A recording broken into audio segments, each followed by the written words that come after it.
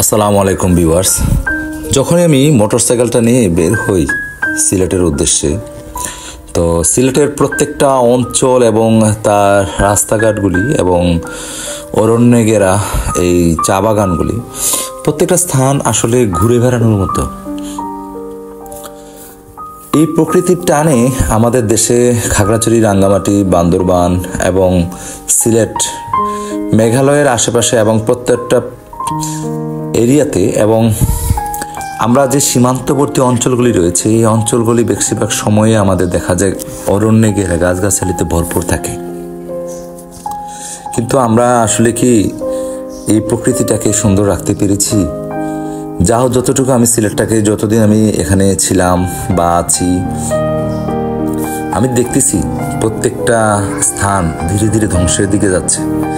সিলেটে কিছু অসাধু লোক আছেন যারা এই অরণ্যটাকে নষ্ট করে দিচ্ছেন। আগে চা বাগানে গেলে অনেক গাছগাছালি দেখা যেত, এখন চা বাগানে কিন্তু তেমন একটা গাছগাছালি দেখা যাচ্ছে না। দেখেন, পাতলা পাতলা গাছ। তো মানুষ একটু শান্তির খোঁজে, সবুজের খোঁজে মানুষ যেরকম একটু চা বাগানের দিকে আসে এবং অরণ্যে ঘেরা গাছগাছালি ঘেরা যে অঞ্চলগুলি রয়েছে, এই অঞ্চলগুলিতে মানুষ ঘুরতে আসে, এটাও কিন্তু দিন দিন বন্ধ হয়ে যাচ্ছে। তো আমরা ভবিষ্যতের জন্য কি রেখে যাচ্ছি? অভিশপ্ত সমাজ, অভিশপ্ত ভবিষ্যৎ। যারা ভবিষ্যতে আসবে তারা আমাদেরকে গালিগালাজ করবে এবং দায়ভার দিবে। এই দায়ভার কাদের উপর? ইট পাথরের ঘেরা বিল্ডিং ঠিকই গড়ে উঠতেছে, আবাসস্থল গড়ে উঠতেছে, ভাইয়ে ভাইয়ে আলাদা হয়ে জমিকে দখল করে তারা বাড়িঘর বানাচ্ছে। কিন্তু ধানি জমি যে কমে যাচ্ছে সেদিকে কোনো লক্ষ্য নেই এবং গাছগাছালি যে কমে যাচ্ছে সেদিকেও কোনো খবর নেই। সিলেটের প্রত্যেকটা স্থানে কিন্তু প্রচুর গাছগাছালি ছিল।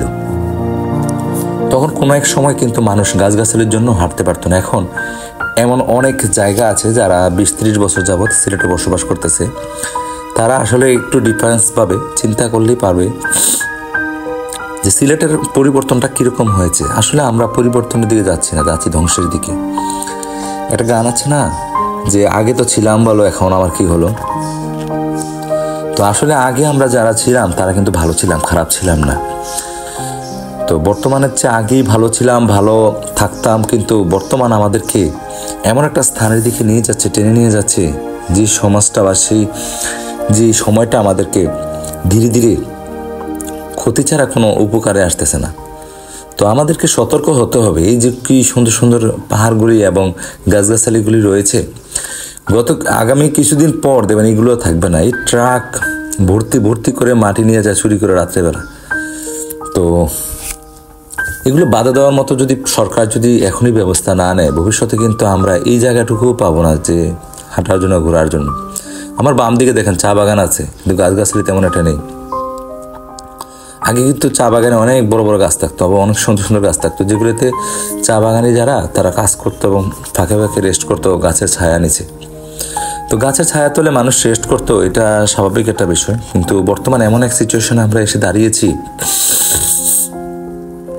না দিতে পারবো ভবিষ্যতের জন্য নিশ্চয়তা এবং না দিতে পারবো আমাদের অক্সিজেনগুলি। আমরা কিছু দিতে পারি আর না পারি, আমরা আমাদেরকে প্রকৃতি যা দিয়েছে তাই আমরা টিকিয়ে রাখার চেষ্টা করি।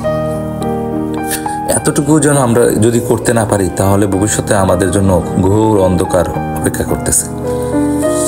তা আমি যে রাস্তাটা দিয়ে যাচ্ছি, রাস্তাটা সিলেটের সবচেয়ে ভালো একটা রাস্তা এবং এই রাস্তাটাই একমাত্র ভালো রাস্তা। এই রাস্তা দিয়ে যাওয়ার সময় দেখা যায় ক্যাডেটে স্কুল ছুটি হয়েছে, তো মানুষ দাঁড়িয়ে আছে, পিতামাতা গার্জিয়ান। তো গার্জিয়ানরা দাঁড়িয়ে থাকতে দেখাটা এটা বিরল একটা চিত্র। কারণ আমরা শুনেছি 90 দশকে যারা পরীক্ষা দিয়েছে এসএসসি, তাদের গার্জিয়ান এবং তাদের অনেক লোকজন পরীক্ষার হলে যেত, বিভিন্ন প্রয়োজনে অপ্রয়োজনে অনেক মানুষ যেত, এটা কৌতূহলবশত যে এসএসসি পরীক্ষা দিচ্ছে। তো যাই হোক, এখন এটা তেমন একটা দেখা যায় না, যে যার মতো পরীক্ষা দিয়ে চলে আসে। অনেক সময় দেখা যায় বাবাও জানে না যে মেয়ে কি বা ছেলে কি পরীক্ষা দিতে যাচ্ছে, পরীক্ষার সময় হয় পরীক্ষা দিতে চলে যায়। তো এই অঞ্চলগুলি, এখানে দেখা যাচ্ছে বিশাল বড় লাইন লাগছে, সম্ভবত এনে কোনো ঝামেলা হইতেছে, মনে চেকিং চলতেছে, সম্ভবত এখানে চেকিং চলতেছে বা কোনো কিছু চলতেছে, যার কারণে এত লাইন লাগতেছে, বিশাল বড় লাইন। তো তত্ত্বাবধায়ক সরকার আসার পরে আমাদের দেশটা কিন্তু আসলে অন্যরকম একটা পরিস্থিতিতে মোড় নিয়েছে, এবং এটা দরকার আছে আমাদের দেশে। এইরকম একটা সিচুয়েশন যদি না হয়, চেকিং না হয়, একদম লাগামহীন অবস্থা, মানে কাউকে কিছু একদম প্রমাণ সহ ধরা গেলেও কিন্তু কিছু বলা যাচ্ছে না। বলতে গেলে দেখা যায় আবার বিভিন্ন রকমের বাধার সম্মুখীন হতে হয়, বিভিন্ন ধরনের প্রশ্নের সম্মুখীন হতে হয়। এই রোডটা আসলে বর্ডার ক্রস রোড, তো জাফলং সাদা পাথর থেকে এই রোডটা দিয়ে আসতে হয়। তো এই রোডটা দিয়ে আসতে গেলে যাদের মন মানসিকতা অন্যরকম, যাদের মনের ভিতরে বিভিন্ন কুমন্ত্রণা থাকে, তারা কিন্তু এই রোডটা দিয়ে বিভিন্ন ধরনের খারাপ জিনিস লেনদেন করে থাকে। তো এই রোডটায় সেনাবাহিনী হঠাৎ করে অভিযান চালিয়েছে তত্ত্বাবধায়ক সরকার থাকার কারণে।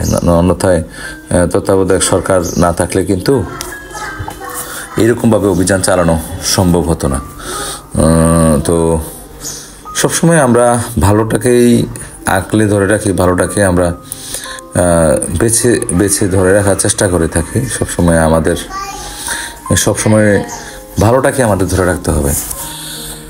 তো আমার হেলমেট ছিল, ড্রাইভিং লাইসেন্স আছে, সব কিছু আছে, যার কারণে আমার কোনো আটকায় নাই, প্রতিবন্ধকতা সৃষ্টি হয় নাই। তো এই জিনিসটাই আসলে সকলে থাকা উচিত। এবং কাগজপত্র, এই যে এটাতে সাদা পাথর যায় রাস্তাটাতে, আর সামনে যায় সোজা যায় আপনার এয়ারপোর্টের দিকে। তো আমরা সর্বদাই ভালো থাকার চেষ্টা করব, সকলের প্রতি আন্তরিকতার সাথে কাজ করার চেষ্টা করব। এতটুকু আন্তরিকতা রেখে আমাদের চলাফেরা করা উচিত, এবং সর্বদাই আমাদেরকে ভালো বিবেচনা করা উচিত। ভালো থাকেন, সুস্থ থাকেন।